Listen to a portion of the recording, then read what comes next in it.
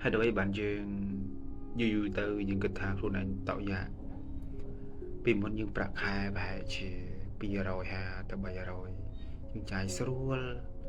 na bên những chọc thì sẽ có sẽ là ấy những trái sưu là na chúng ta lên những sờ hư ha chủ này chưa nục trắng nè ta bắt đầu bị bay từ 4 năm tết là bạc hai từ buồn rồi từ 500 hết đấy bạn dương trái mình cục hết đấy bạn dương căn này tạo giả việc bỏ là bỏ có riêng ăn chừng mình hay là vậy cứ về về lìอายุរបស់យើងការជួបជុំតម្រូវការគឺច្រើនជាងមុនហើយសម្រាប់ការផ្គត់ផ្គង់ពីអ្នកផ្ទះឪពុកម្ដាយយើងក៏គាត់រៀងចាស់អញ្ចឹងការរកក៏គាត់ធ្លាក់ចំណូលពេលខ្លះក៏ពឹងយើងដែរពេលខ្លះគាត់អាចនឹងខ្ចីលុយយើងឬក៏សុំលុយយើងហើយតាក់ទងនឹងការចំណាយផ្សេងយើងចំណាយច្រើនតាក់ទងនឹងការចាយដូចជាកាហ្វេពេលខ្លះកាហ្វេមួយថ្ងៃ2កែវទៅ3កែវអន់មកផុតក៏កាហ្វេមួយកែវហើយយើងគុណទៅ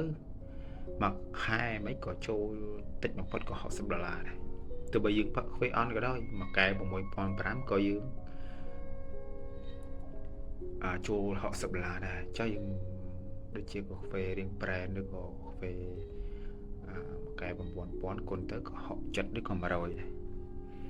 ចឹងតម្រូវការគឺកើន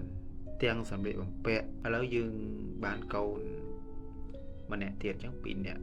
អញ្ចឹងប្រាក់ខែយើងឡើងទៅដល់900ទៅ1000ក៏យើងចាយគ្រប់ដែរគឺយើងនៅចាយគ្រប់យើងនៅទៅតយ៉ាងទី1ផ្ទះក៏អាចយើងនៅមួយខែ300ថ្លៃសាលាកូន2សាលានឹងទៀតអញ្ចឹងយើងរត់រួចទេកូនឈឺផងណាកូនឈឺផងប្រពន្ធឈឺផងម្ដាយឈឺផងអញ្ចឹងយើងចំណាយខ្ពស់ខ្លាំងមកហើយតាក់ទងរឿងហ្នឹងគឺយើងមិនបានអភិវឌ្ឍខ្លួនយើងអាចបានអភិវឌ្ឍខ្លួនកាលណាយើងអាចបានអភិវឌ្ឍខ្លួនគឺយើងតយ៉ាងឯងអានេះខ្ញុំនិយាយពីប្រាក់ខែ400ចុះយើងនៅម្នាក់ឯងហើយយើងនៅម្នាក់ឯងយើងមិនអាចអភិវឌ្ឍខ្លួនទៅជា supervisor ប្រាក់ខែទៅដល់700គឺយើងនៅទៅតយ៉ាងដែរអញ្ចឹងបើយើងនៅម្នាក់ឯង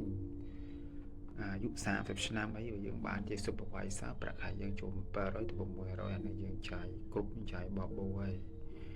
អញ្ចឹងយើងអភិ